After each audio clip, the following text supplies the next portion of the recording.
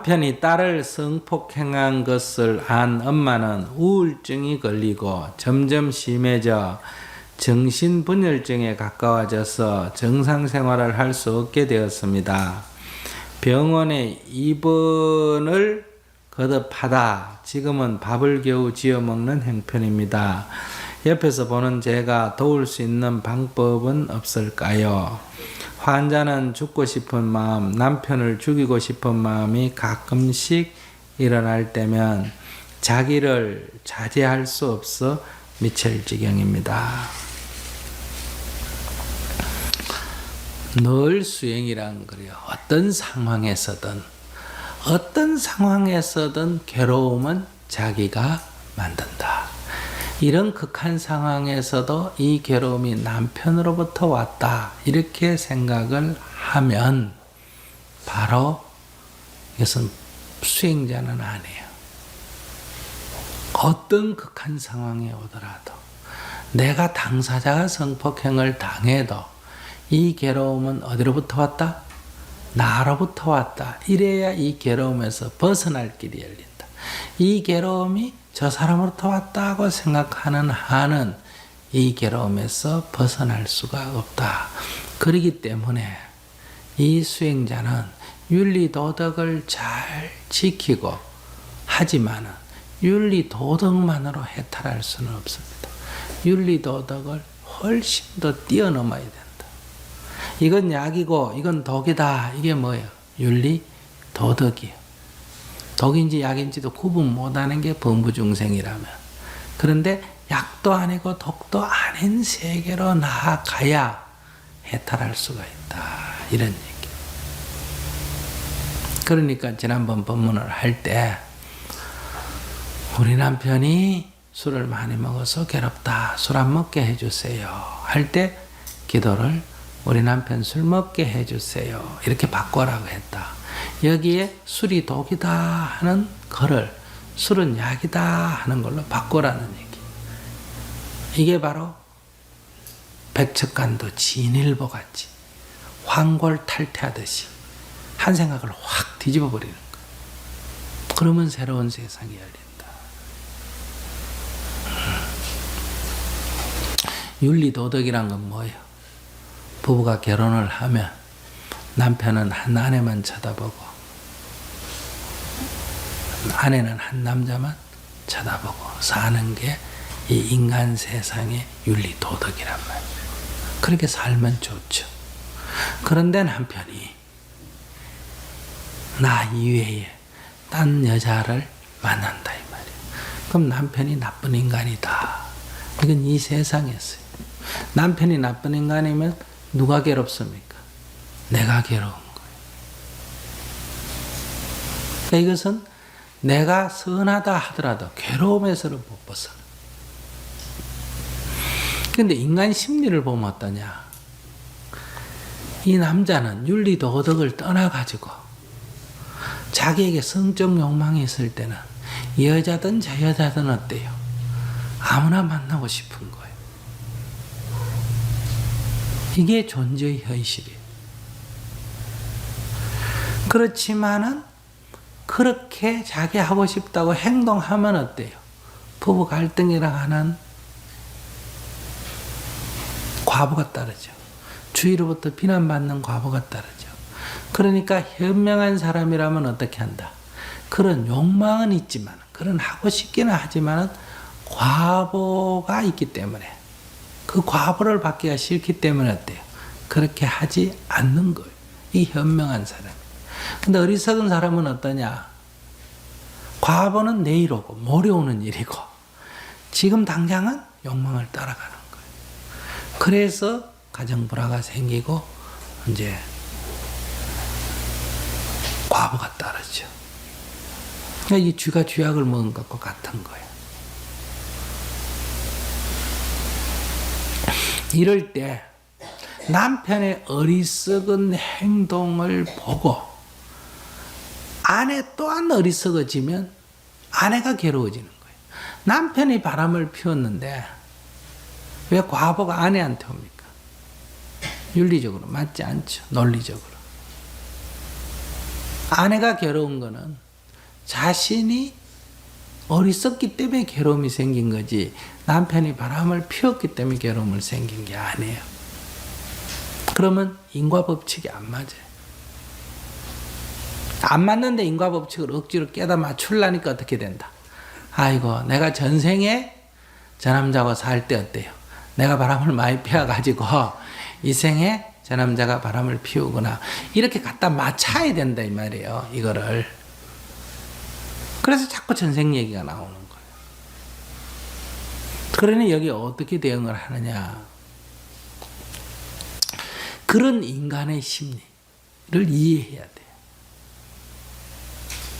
즉 윤리도덕은 우리가 합당하다 해서 그게 우리한테 이익이라 해서 정한 거지 인간의 마음이 저절로 윤리도덕적으로 일어나는 건 아니에요. 이 말은 이해하세요? 그렇기 때문에 인간의 마음은 이리저리 일어나는데 그 중에 이렇게 일어나면 부작용이 많고 이렇게 하면 긍정적인 게 많다 해서 부작용은 없애고 긍정적으로 되도록 우리가 하자고 정한 거예요. 마치 교통실수를 정하듯이. 근데 가끔은 바쁜 사람이 어때요? 중앙선도 무시하고 신호등도 무시하고 가는 사람이 있어요? 없어요? 있죠. 그런데 내가 화가 난다고 중앙선 넘어오는 걸 그냥 나는 바르다고 해서 뒷다가서 박아버리면 죽긴 누가 죽는다. 자기가 죽고 자기 차만 다치는 거예요. 그러니까 그 사람이 신호를 무시하고 중앙선을 무시했다고 해서 그걸 가서 박는 거와 같다 이거예요. 그러니까 그 사람은 그 사람 입장에서 그럴 만한 이유가 있어서 그런 거예요. 그 잘한 건 아니에요. 그러나 그 심정을 이해하면 그 사람이 중앙선을 넘어왔지만 나는 어떻게 해줘야 된다? 피해줘야 돼요. 그럴 때 여러분들이 그래요. 왜 저놈이 어겼는데 저놈이 피하지? 왜 내가 피해야 되느냐? 자꾸 이렇게 말해. 그러니까 피하기 싫으면 박아버려 그냥.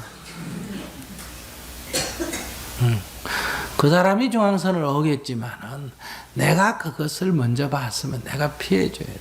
그건 왜냐? 나를 다치지 않기 위해서요. 그 사람을 위해서 그런 게 아니에요. 그러니까 그 사람의 그러한 심정을 이해하면 그럴 수도 있는 것을 알게 되면 내가 화가 안 나는 거예요. 화가 안 난 상태에서 이제 내가 선택해야 돼요. 그러니 어떡하겠냐? 바빠서 그런가 보다 하고 그냥 지나칠 거냐? 번호를 외웠었대요. 경찰에다가 고발할 거냐? 내가 선택해야 돼. 그래서 이게 상대편 문제가 아니라 나의 문제예요. 나의 문제. 그래야 내가 내 인생을 좌우할 수 있다는 거예요. 남편이 잘했다 이런 얘기를 하는 게 아니에요. 그러니까 남편이 딸을 성폭행했다 이런 경우는 하늘이 벌받을 짓이다 이렇게 말하지만은 이거는 있을 수 있는 일에 속합니다. 외국에는 이런 일이 너무 작기 때문에 많기 때문에 여기에 대해서 특별히 처벌 조항이 어때요? 심해요. 외국 같은 경우에는. 왜 있을 수 있는 일일까? 윤리 도덕에는 있을 수 없는 일인데 그냥 생물로서 인간에는 있을 수 있는 일이에요. 집에서 개나 돼지나 소를 키우면 어때요? 이건 일어나는 일이에요. 왜 그러냐면 그 사이에는 뭐밖에 없다? 남자, 여자밖에 없기 때문에 남자, 여자로서 있을 수 있는 일에 속한다. 윤리도덕으로는 절대로 있을 수 없는 일이지만 생물로서 인간은 있을 수 있는 일에 속하는 거예요. 그러면 이 남편의 행위는 뭐가 잘못됐냐? 인간이 아니냐? 그게 아니에요. 윤리도덕적인 이 마인드가 부족한 거예요. 다시 말하면 동물로서의 그 욕망이 윤리도덕을 넘어서는 거예요. 윤리도덕이 그 동물로서 욕망을 제어하지 못하는 거예요. 이럴 경우에는 정상적인 인간인데 순간적으로 제어하지 못해가 나타나는 경우도 있고 약간 정신적인 질환이 있어요. 이거는 이제 상담이나 어떤 데 해보면 이건 자기가 자기를 제어하지 못하는 어떤 그런 정신적인 이 질병이 있다 이런 얘기예요.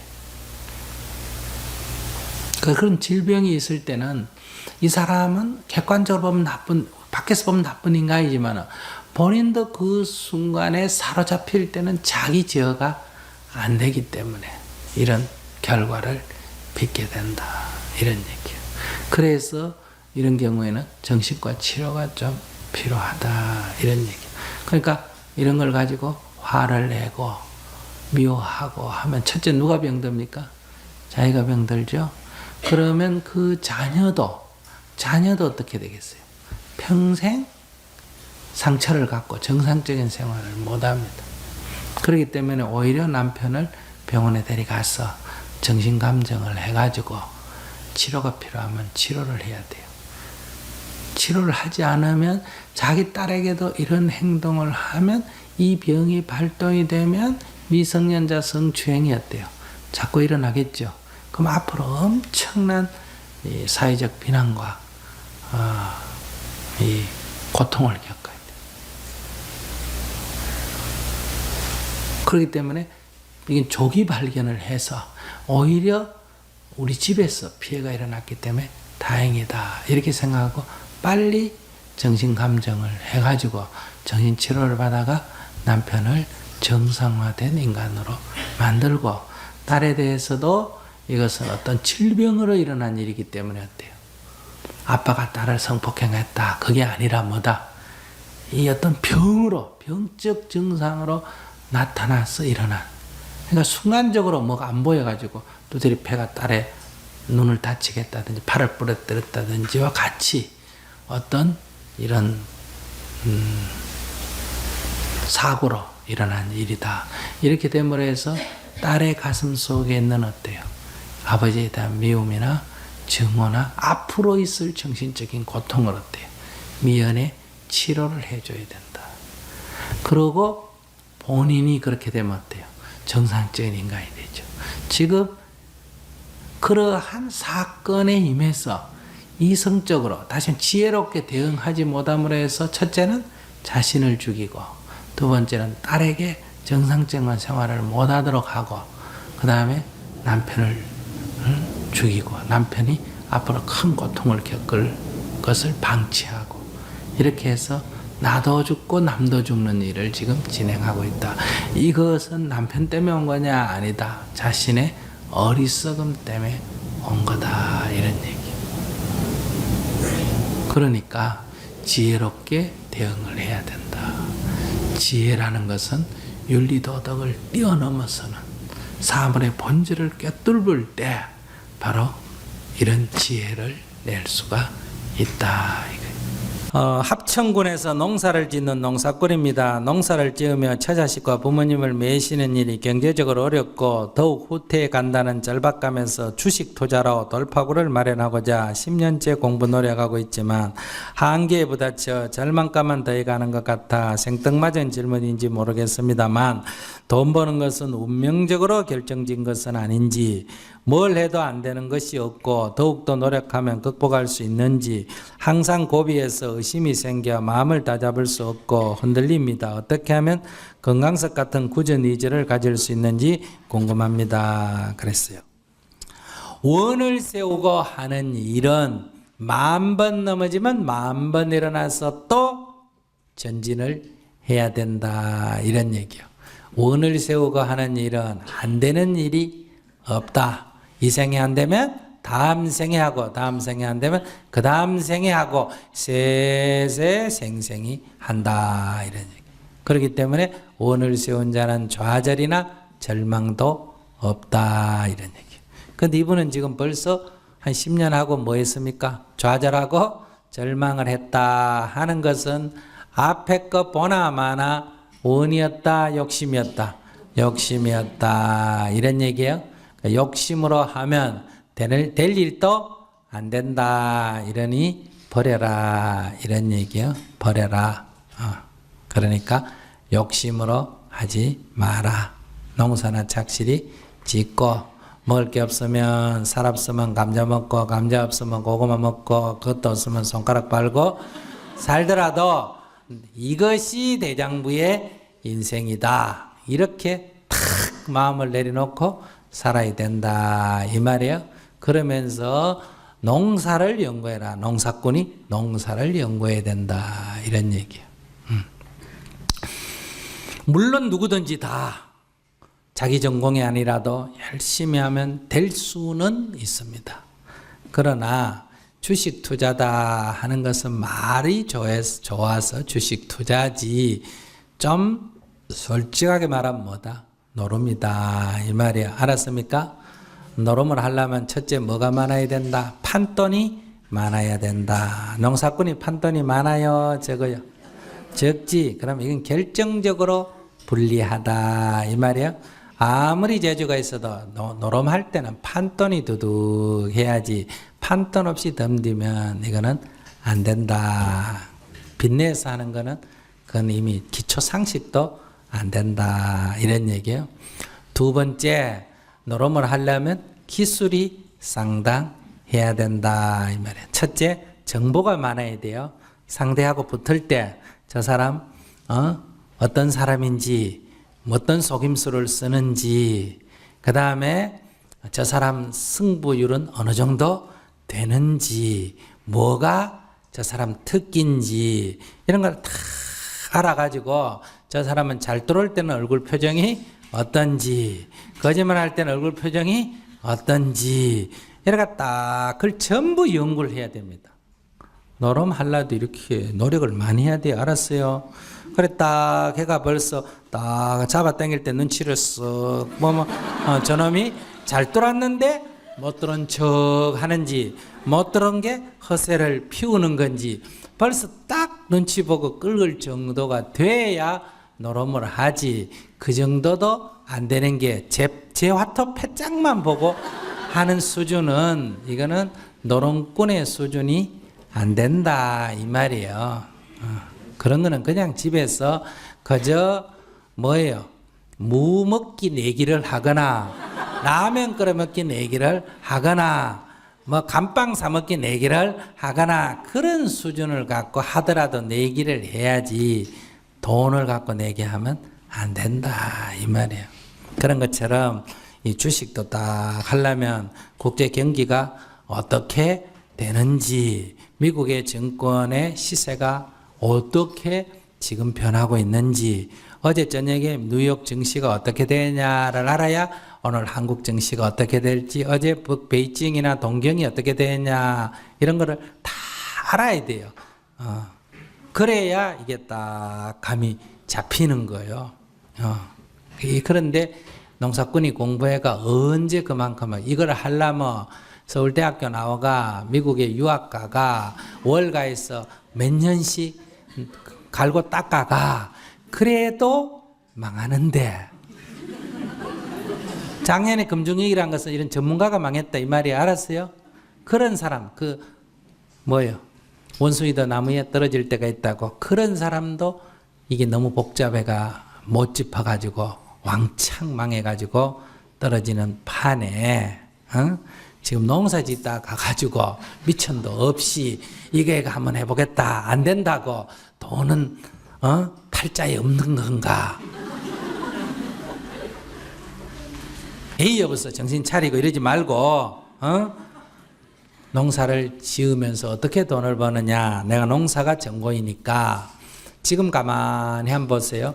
우리나라도 먹고 살만 하니까 이제는 밥 먹는 것만 갖고 안 된다. 알았습니까? 건강에 좋다 하는 농산물은 좀 비싸도 구입합니까? 안 합니까? 하겠죠.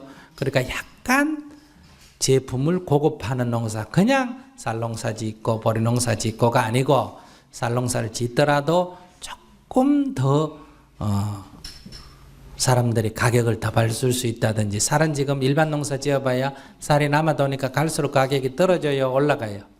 떨어지지. 그걸 갖고 자꾸 지어가 대모만다고 해결이 안 된다 이 말이에요. 그러니까 절반은 그대로 짓고, 주식 투자할 때도 한꺼번에 이게 높다고 왕창 바꾸면 안 되고 돈을 분산해서 안전도를 누리듯이 농사도 한꺼번에 벼농사 다 치워버리고 딴 거 하면 안 된다 이 말이에요.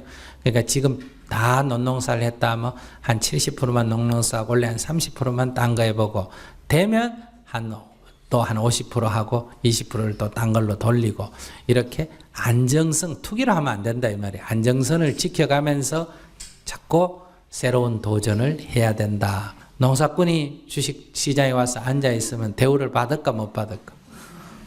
대우 못 받고 사람들이 오히려 이상하게 생각한다. 그러니까 자기 재능, 자기 직분에서도 얼마든지 좋은 기회를 가질 수 있는데 이분은 지금 오히려 잘못 생각하고 있다. 그럼 농사꾼이 주식 투자하면 안 된다. 그런 얘기는 아니에요.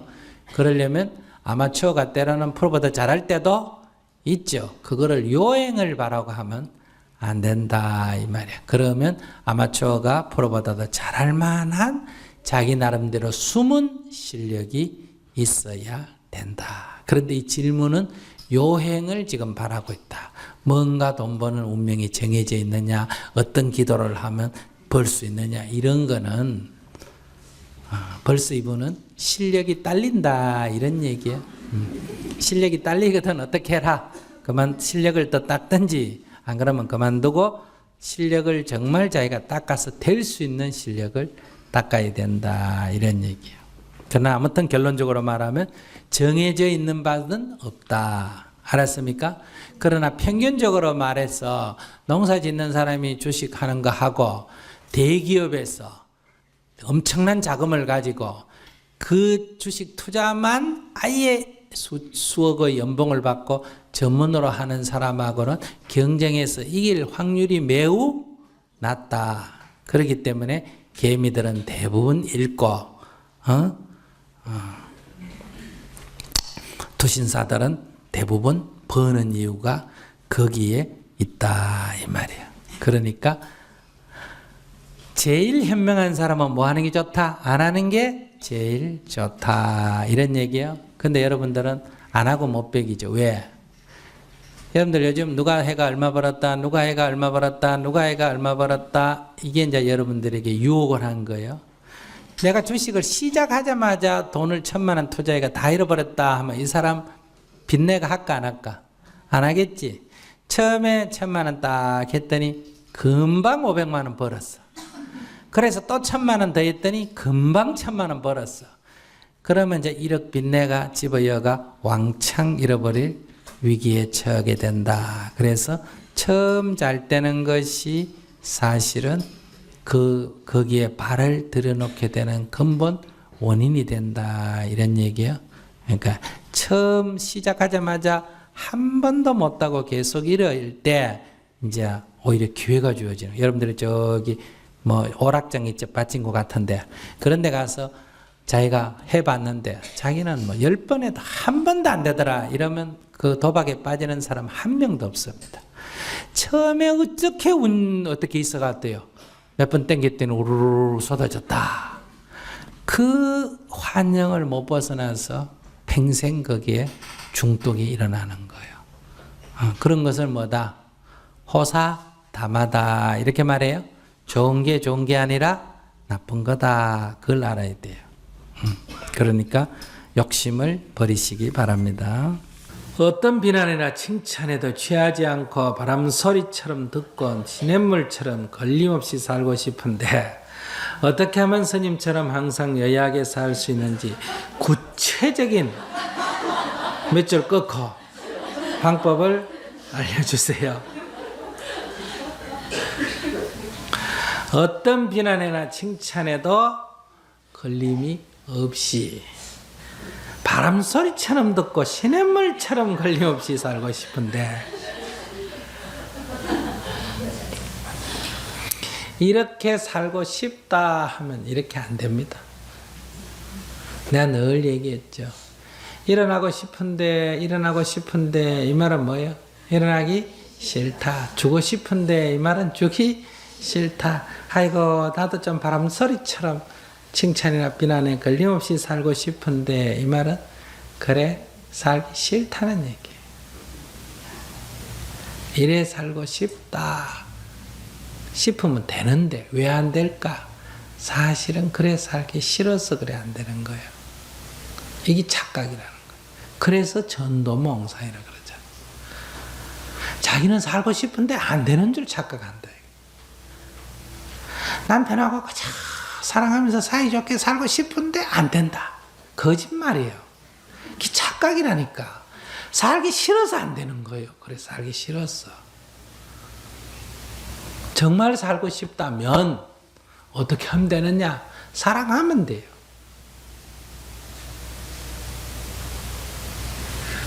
근데 사랑하기 싫잖아. 사랑하고 싶은데 사랑이 안 된다 이 말은 사랑하기 싫다 이거야. 왜? 왜 내만 사랑해야 되냐? 왜 저런 인간을 사랑해야 되냐? 이런 생각이 있잖아. 사랑하는데 무슨 저런 인간 내만 이런 게 어디 있어요? 사랑하는 데는 아무런 이유와 조건이 없어. 그냥 사랑하는 거지. 이건 똥이라서 안 돼. 이거는 밥이라서 안 돼. 이건 돌이라서 안 돼. 이건 뭐라서 안 돼. 남는 거 아무것도 없어.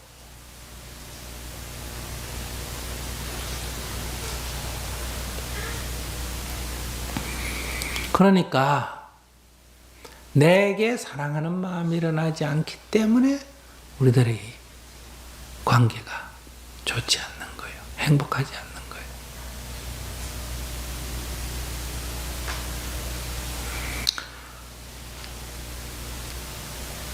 내가 아무것도 아닌 줄 알아야 돼. 또 내가 가진 게 굉장히 많은 줄 알아야 돼. 첫째 뭐가 가진 게 많냐? 이야, 이 칼라로 볼 수 있는 눈을 가졌다는 거 이거 엄청난 재산이요.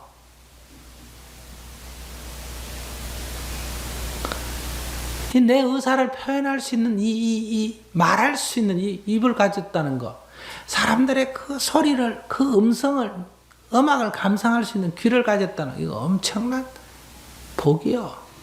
눈 없는 사람 한번 생각해봐. 귀 없는 사람 한번 생각해봐. 자기 표현을 말 못하는 벙어리 한번 생각해봐. 남은 살코기든 참나물이든 뭐든 아작아작 씹을 이가 있다는 거, 그 맛을 느낄 수 있는 혀가 있다는 거, 이거 굉장해요. 이거 없으면 목구멍으로 그냥 음식을 주입해야 돼. 야, 위안 걸려가 위 다 잘라낸 사람 생각해봐. 아무거나 주워 먹어도 위가 알아서 쪼먹쪼먹 해주는 거, 이거 얼마나 굉장한 거예요. 두 손 없는 사람 생각해봐. 이 손이 있어 그래도 이것저것 만지고 얼마나 편리한데. 두 다리가 있어서 그래도 산에도 오르고 계단도 올라오고, 두 다리 없어서 저 1층에서 법문들을 못 올라오는 사람 한번 생각해봐. 얻고 가는 사람 한번 생각해봐. 이것만 해도 얼마예요?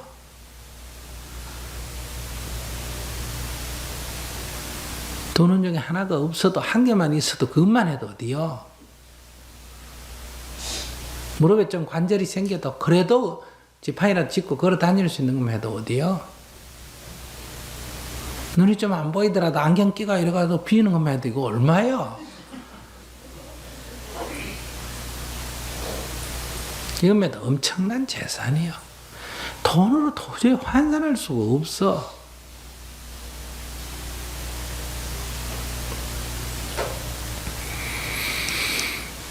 이런 많은 재산을 가지고 있는데 그거 뭐 조금 더 하면 어떻고 덜 하면 어떻겠어요? 그러니까 이런 만족하는 마음이 있으면 자연스럽게 칭찬해줘 봐야, 내가 별거 아닌 줄 아는 사람 칭찬해줘 봐야 별거 아니고, 내가 이만큼 부자인데 칭찬해줘 봐야 별거 아니죠. 사실 칭찬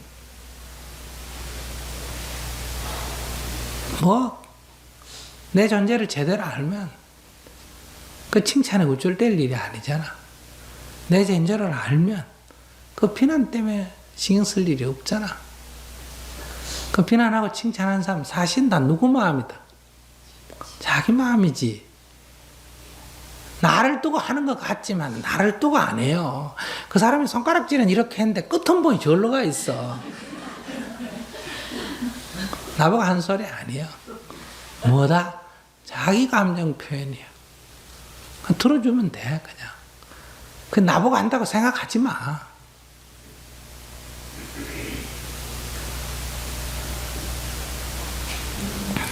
그래서 이 칭찬과 비난에 구애받지 말아야지 한다고 해서 구애가 안 되는 게 아니고, 밑줄 꺼가 구체적인 방법.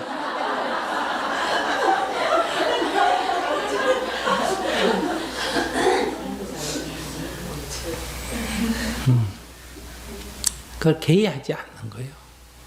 그분의 감정 표현일 뿐이야.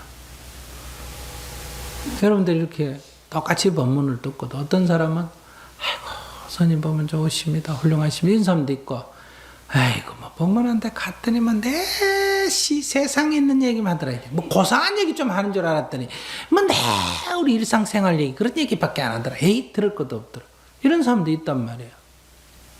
그런데 누구 말이 맞는 거예요? 둘 다 맞는 거지. 또 둘 다 맞다는 게 무슨 얘기냐?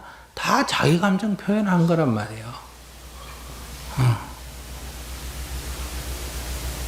그래서 그걸 뭐 자기 감정 표현이라고 들으면 되죠.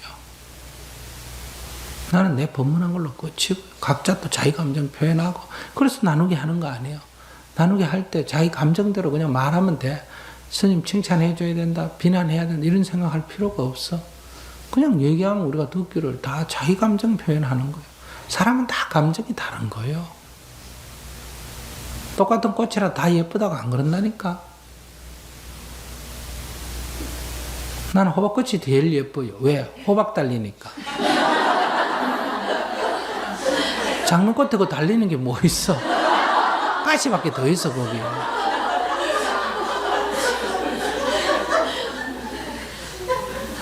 그래서 어떻게 해야 걸림없이 살 수 있느냐 이렇게 말하는데, 내가 아무것도 아니다라는 걸 알면 돼요. 내가 저 길거리에 있는 한 폭이 잡초 같다 이렇게 자기를 생각하면 그 별 구애를 안 받아요. 사람들이 지나가다가 꽃을 봐주든 안 봐주든 들꽃은 그냥 펴요. 상관 안 하고. 너무 남을 의식하고 살기 때문에 그 말들에 다 걸리는 거예요. 그러니까 뭐 내가 얼굴에 철판을 깔아서 뭐라고 하든 신경 안 쓰는 게 아니라, 내가 별거 아닌 줄 알게 되면, 남이 비난하면 내가 비난 받을 만하죠. 내가 별거 아니니까 당연하게 생각하고, 누가 칭찬하면 그 내보고 하는 소리 아니라고 생각하면 돼요. 저 사람 뭐 잘못 봤구나 이렇게 생각하면 돼요. 이렇게 가볍게 받아들이는 게 좋다. 그 사람의 감정 표현일 뿐이다. 이렇게 받아들이면 내가 끄달리지 않게 된다.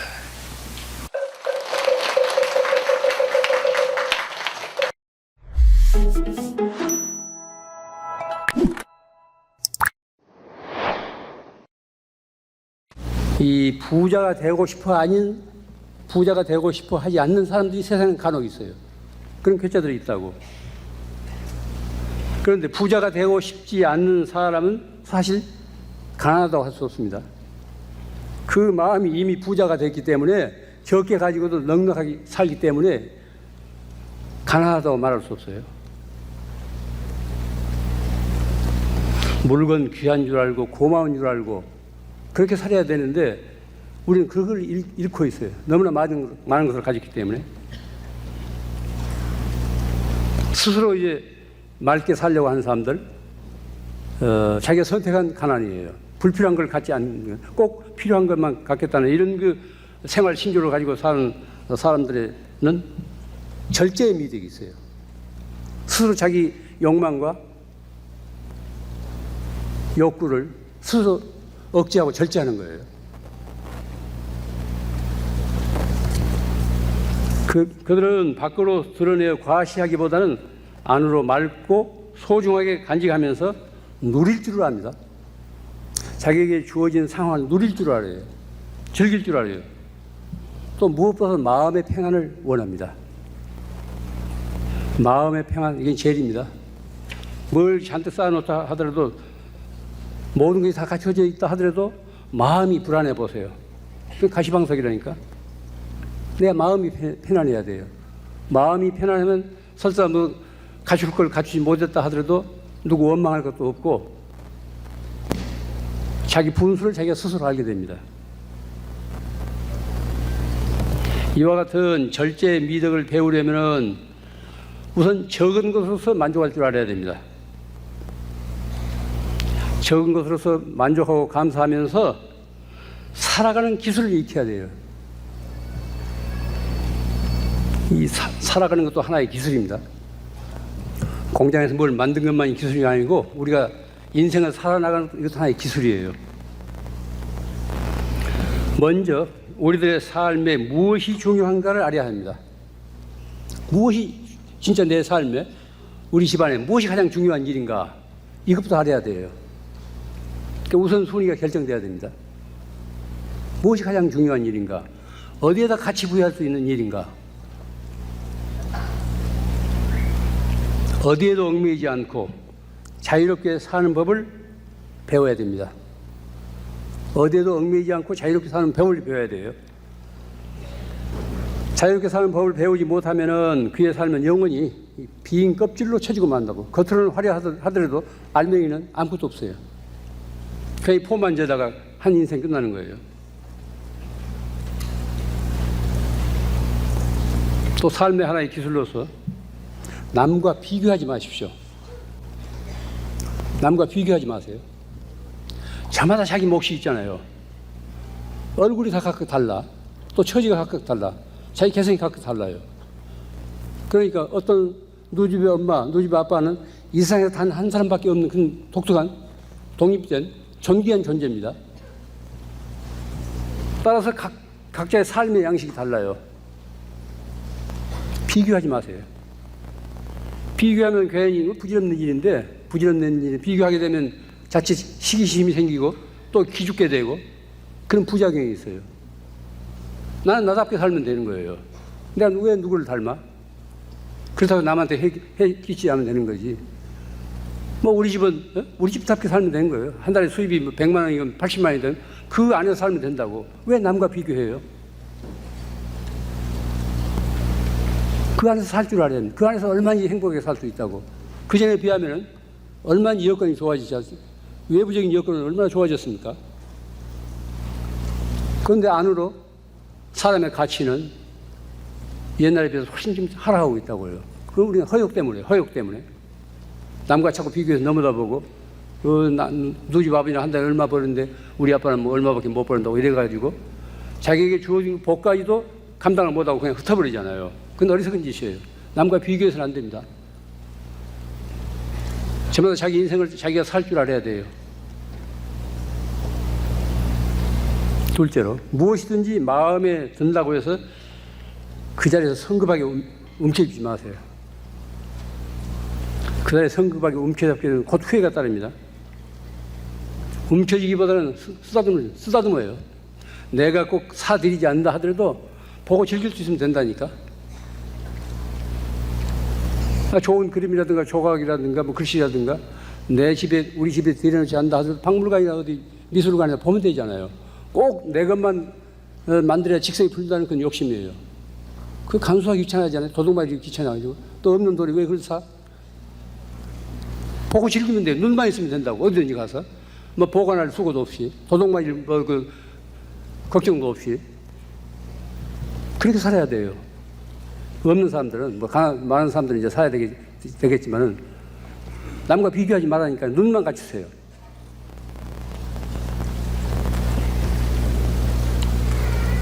또, 목표를 향해 곧바로 직행하기보다는 돌아서 가는 그런 여유를 지녀야 돼요. 그런 풍류를 지녀야 돼요. 우리 모두 그 조상들이 지녔던 풍류가 지금 사라져 갑니다. 그 멋이, 삶의 운치가 사라져 가요. 뭐 잔뜩 눈에다 쌍심지를 켜고 뭘 움켜쥐려고만 하지 쓰다듬을 줄을 모른다니까. 내 집안에 이미 갖추고 있는 것도 즐길 줄을 몰라요. 또 헌눈 판다고. 남이 가진 것에 헌눈 팔아요. 최근에 영국에서 내있던 들은 얘기인데, 런던에 있는 잘 아는 집 아이인데, 거기서는 무슨 조기교육을 시킨다고 이제 깐지 한 7, 8개월밖에 안 됐는데 무슨 학교를 보낸다네? 그 이제 아이들한테 이게 나는 그 소리를 듣고 여러 가지로 생각했는데, 아이들한테 이렇게 이제 뭘 장난감을 하나 준대요. 너 대신 있는 아이들한테. 그게 학교인데. 그런데 이 아이들이 지금 가지고도 또 남의 것을, 그 있는 아이들이 모두 남의 것을 가지려고 하더라네. 그 7, 8개월밖에 안 된 아이들이 본능적으로 어떻게 남의 것, 지금 놔두고도 남의 걸 갖느냐 이거예요. 다 아이들이 그러더라네요. 그 예외자도 있겠지만은, 그런 지금 우리가 살고 있는 이 시대는 그런 인종들이 지금 살고 있는 시대라니까. 지금만 가지고 만족하지, 이제 나와서 마르기도 하고 축축한 아이들이, 예? 벌써 그런 남의 것에 대해서 이제 눈을 파는 거예요. 왜냐하면 그런 부모, 그런 사회에서 자라는 인자들이기 때문에, 그런 사회에서 씨 뿌려져서 태어난 그런 싹들이기 때문에 그런 거예요.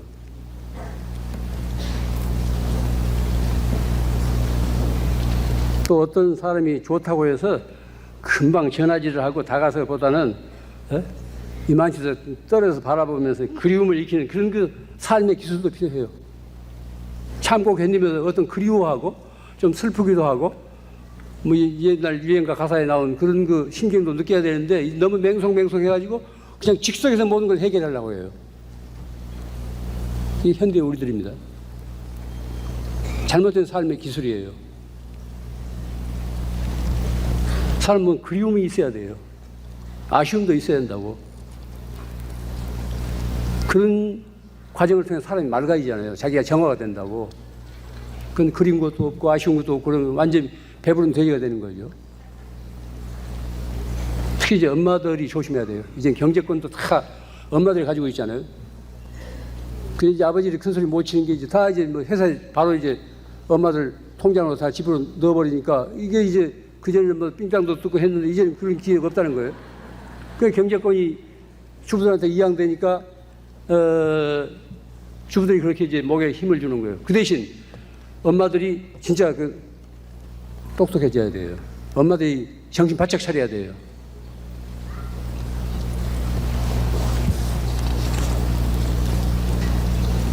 또 삶의 기술로서 오래된 것을 아름답게 여기고 세월의 무게를 지닌 낡은 것에 대한 가치를 되살려야 됩니다. 우리 집안에 한번 돌아보세요. 할머니 때부터 할아버지 때서 내려오던 그런 가구가 몇 개나 있는지, 할아버지 때부터 혹은 그 할머니 때부터 또 아버지가 쓰시던 물려받은 그런 가구가 몇 개나 있는지 돌아보세요. 낡은 것에 대한 소중함을 알아야 한다고. 세월의 무게는 무엇으로 대응할 수 없습니다. 그 세월 아니고는 대체할 수 없어요. 그런 세월의 무게를 지닌 그런 낡은 것에 대한 가치를 우리가 새롭게 되살려야 돼요. 받아들여야 돼요. 모두가 이제 새 가구만 들이면 무슨 그 집안이 무슨 훈훈하겠어요? 어디 상처도 하고 어디가 다리가 한쪽이 모두 떨어져 나갔다 하더라도 집안에서 이제 어른들 대대로 써 내려오는 그 가구 같은 거 지냈다는 것은 단지 가구가 아니에요. 그 집안의 어떤 가훈이라든가 가풍이라든가 그런 까지도 전승이 되는 거예요. 꼭 필요한 것만을 가지고 그것도 최선으로 가져야 됩니다. 그래야 귀해요. 고마워요. 그것을 소중하고 아끼게 쓸 줄 알아야 됩니다. 결코 이런 그 생각은 낡고 소극적인 그런 그 생활 방식이라고 생각하지 마십시오. 중지자식이 저는 그렇게 사니까 이제 다 그렇게 살았는데 어떻게 다 그렇게 살아 이렇게 생각할지 모르지만은, 이것은 오늘날 지구 생태계의 위기 앞에서 새로운 뜻을 갖는 이 지혜로운 삶의 철학이에요.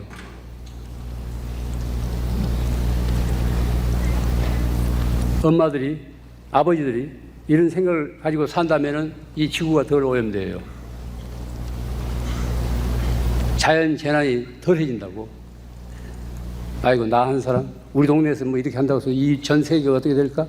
이렇게 되면 개선될 기약이었습니다. 누가 어떻게 살건 간에 나는 그것이 바르기 때문에 나는 그렇게 살아야 돼요. 또 사람은 몸뚱이만이 아니고 영혼을 지녔기 때문에 영혼은 다 하나입니다. 한 영혼이 맑으면 그 다른 영혼이까지 되고 메아리가 있습니다. 메아리가. 좋은 일은 그렇게 영향이 있어요. 우선 나 자신부터, 우리 집안에서부터 뭔가 개선돼야 됩니다. 그렇지 않고는 살아갈 길이 없다니까요. 뭐 최근에 신문에서도 보도했죠. 환경 위기 시간, 세계 이 지구 환경이 위기 시간, 그 세계 기상학자들, 그 전문가들의 이제 그 앙케이트를 주어가지고 지금 세계 환경 위기 그 시간이 몇 시가 되겠는가 이걸 뭐 조사한 기관이 있어요. 뭐 일본에 있는데 금년이 최악의 그런 그 시간이라네요. 9시 15분. 그냥 12시면 지구가 종말한대요. 더 이상 지구가 우리 환경, 지구 생태계가 더 감당을 못한대요. 2시간 45분 남았다는 거예요.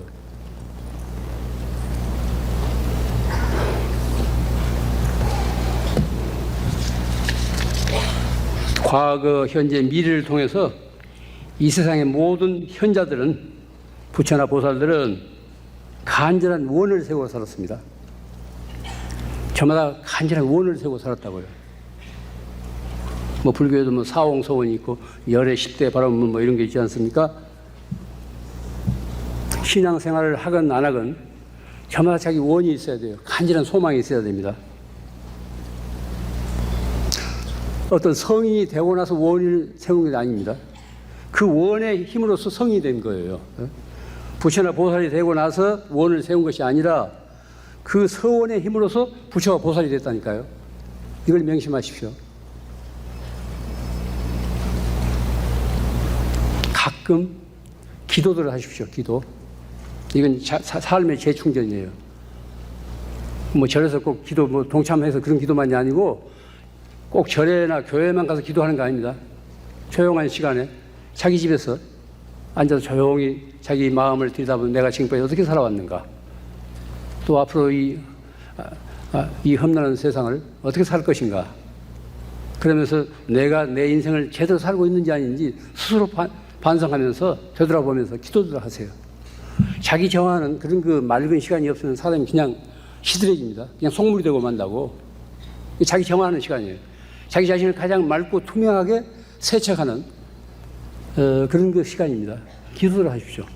꼭 관세음보살 무슨 남아미살 불려야 기도가 되는 거 아닙니다. 아무 잡념 없이 간절한 마음으로, 맑은 마음으로 앉아서 그렇게 자기 자신을 들여다보세요. 자기 삶을 들여다보세요. 그것도 기도입니다. 이런 걸 통해서 삶이 재충전돼요. 시들했던 삶에 어떤 생기가 생깁니다. 가치의식이 뒤바뀌고 사람의 선자리가 날로 위태로워지고 가고 있는 이런 험난한 세상에서 원을 세우지 않으면 늘 흔들려요. 어떤 그 어려운 환경에 처하더라도 원만 있다면, 원만 굳세다면 늘 그걸 뚫고 이기고 헤쳐나갈 수 있는 그 지혜와 용기가 생깁니다. 원들을 세우고 사십시오. 가끔 기도들을 하세요. 자기 자신을 그렇게 세파로부터 오염된 자기 자신을 그렇게 맑고 투명하게 씻는 그런 시간들을 가져야 됩니다. 추상적이고 관념적인 이런 원이 아니라 구체적인 원들을 세우십시오. 그 원을 통해서 우리가 한 걸음 한 걸음 인간의 길로 나아가게 됩니다. 모든 성인들의 가르침은 크게 나누어 다음 두 가지로 요약할 수 있습니다. 첫째는 남을 도우라는 거예요. 남을 도우라는 겁니다. 명심하십시오. 남이란 누굽니까? 크게 보면 또 다른 나라고, 나의 분신이에요. 아무개를 할 때 그 사람 뭐 체중 몇 킬로, 뭐 목소리를 어떻게 지니고 그 몸, 그가 다 아닙니다. 그가 관계된 세계가 바로 그 사람을 이루고 있어요.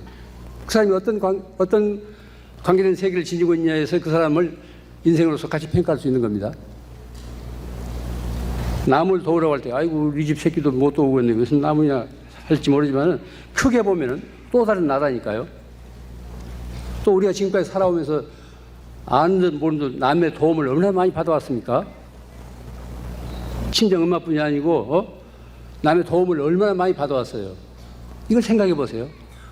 이제는 우리가 도울 차례예요. 도울 차례라고. 그래서 불교에서는 보시를 제1바람일, 첫째가는 바람이라고 하지 않습니까? 보시. 보시는 나누는 일이에요. 베푸는 일이 아니면 나누는 일이에요.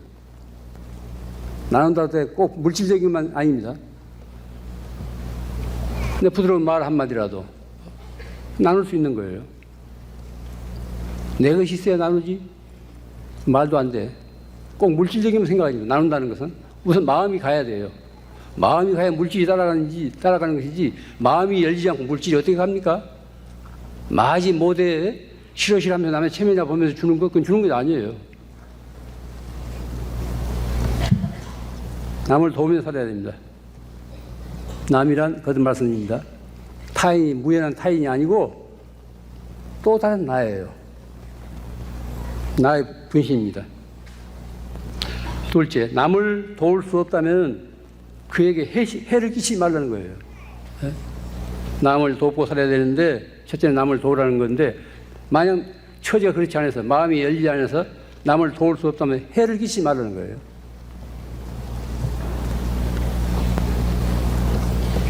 남을 도우면 도움을 주는 쪽이나 받는 쪽이 다 같이 충만해집니다. 사실 우리들이 경험해보면 받을 때보다도 줄 때가 훨씬 마음이 뿌듯하지 않아요. 누가 보건 안 보건. 나눔이란 그런 거예요. 나눔이란 그런 거라고. 받을 때 받는 것은 어떤 의미에서 부담스러워요. 그런데 나누는 것은 그렇게 뿌듯하다고. 좋은 일이기 때문에 그래요.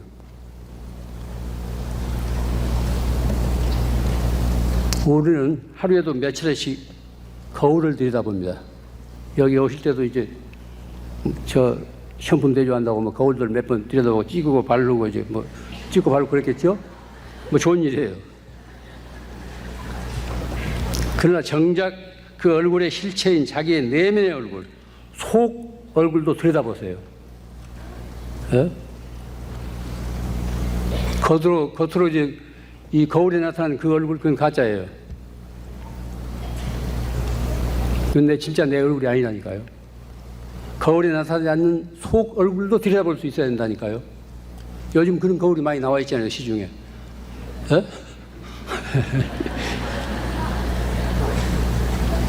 그러니까 이제부터는 거울을 들여다볼 때 거죽의 얼굴만 보지 말고 자기 속 얼굴도 볼 수 있어야 됩니다. 문단속은 잘 하면서도 마음 단속은 까맣게 잊어버려서는 안 됩니다. 내가 내 인생을 순간순간 어떻게 맞이하고 있는가, 늘 그걸 반성해야 돼요. 인생은 행운이라고 그랬습니다. 그 사람에게 주어진 행운이에요. 우리가 지금 살아있다는 것 자체가. 내게 주어진 한정된 시간과 기운을 어떻게 내가 지금 소모하고 있는가, 어떻게 쓰고 있는가? 밝은 쪽으로 쓰고 있는가, 어두운 쪽으로 쓰고 있는가? 화내는 쪽으로 쓰고 있는가, 웃는 쪽으로 쓰고 있는가? 이건 늘 살펴야 됩니다. 내게 주어진 한정된 시간이에요. 무한한 시간이 아닙니다. 또 에너지를, 체력을 어떻게 내가 지금 소모하고 있는가? 또 오늘 만난 이웃을 내가 어떻게 대했는가? 오늘 내가 만난 이웃을 내가 어떻게 대했는가? 이것을 살펴야 됩니다. 거듭 말씀드립니다. 우리에게 주어진 시간은 한정되어 있습니다. 시간의 잔고에는 노소가 따로 없어요. 남은 시간은 아무도 모릅니다. 한 번 지나간 시간은 다시 되돌릴 수 없습니다. 그러므로 순간순간을 헛되이 보내서는 안 됩니다. 자기 인생의 마지막 날처럼 그렇게 살 수 있어야 돼요. 내 인생이 오늘로서 끝난다고 한번 상상해 보세요. 한순간인들 헛되이 보내겠어요? 내 인생이 아무개나 엄마가, 아무개나 아버지가 내일로서 이 지구에서 하차하게 된다고 생각해 보세요. 순간순간이 정말 간절하죠. 그렇게 살 수 있어야 돼요. 그런데 내일이 될지 모레가 될지 아무도 예측할 수 없습니다. 주어진 행운을 헛되게 소모해서는 안 됩니다. 정신 바짝 차리고 감사한 마음으로서 우리가 사람답게 살 수 있어야 돼요. 나 혼자만이 아니라 많은 생명들 같이 어울려서 커다란 어떤 생명의 흐름을 이루고 있습니다. 나무가 됐건 돌이 됐건 흙이 됐건 물이 됐건 없어서 못 살아요. 다 우리에게 필요한 존재라고 서로가 주고받으면서 살아요. 그래서 생태계라고 그렇습니다. 그런 생명의 흐름에 어떤 기운을 줘야지, 어떤 긍정적인 그런 그 도움을 줘야지 해를 끼쳐서는 안 된다는 거예요. 지금 현재 이 지구는 우리 조상들이 그렇게 갖고 와서 우리에게 물려준 생태계예요. 그렇다면 우리 때 잘 갖고 와서 이 다음 우리 후손에게도 물려줘야 돼요. 그런데 우리 때 너무 함부로 허물고 탕진하고 오염시킨다면 우리가 뭘 물려주겠어요? 우리 후손이란 딴 게 아닙니다. 우리 내생이에요. 우리 후손이란 추상적인 우리 후손들이 아니라니까. 이 다음 우리 생이에요. 이 다음 우리를 위해서도 지금 우리가 그렇게 살아서는 안 됩니다. 순간순간을 헛되이 보내서는 안 됩니다. 하루하루 충만된 삶을 살도록 늘 깨어 있어야 돼요. 무엇이든지 무슨 일이든지 내일로 미루지 마세요. 내일은 없어요. 게으른 사람들이 자꾸 이 다음으로 미룬다고. 내일은 없다니까. 늘 오늘이에요. 늘 지금이에요.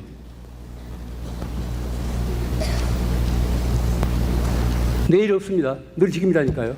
그게 마음먹었으면 지금 단박 해결이 돼야 돼요. 오늘 저를 만난 인연으로 해서 혹시 그동안에 소원했던 친구 사이라든가 이웃이 있다면은 오늘 가서 마음을 풀어버리세요. 그러면 좋은 날이 됩니다. 그 자존심 자존심 어디서 쓸 데가 없으니까 내가 한 생각 돌이켜서 오늘 아무개 스님 만났는데 그 스님이 이제 끝에 가서 뭐 그렇게 마음 열고 편안하게 어디도 거리낌 없이 살라고 이제 당부를 했는데 좋다. 내가 그동안에 어디 묵은 빚을 오늘 갚으리라 해서 자존심 접어두고 뭐 전화질을 하건 직접 만나건 간에 쌓인 게 있으면 풀어버리세요. 그래야 내일이 좋은 날이 돼요. 그런 각오로 하루하루를 사세요. 그럼 하루하루가 새롭다고. 그렇게 살 수 있어야 돼요. 그럼 돈 드는 건 아닙니다. 내 마음 먹기 사시라니까. 내 마음에 따라서 내가 부자로 살 수 있고 가난한 사람으로 살 수 있다고 그러지 않습니까? 늘 마음을 밝은 쪽으로, 즐거운 쪽으로, 남한테 덕이 되도록 그렇게 써야 됩니다.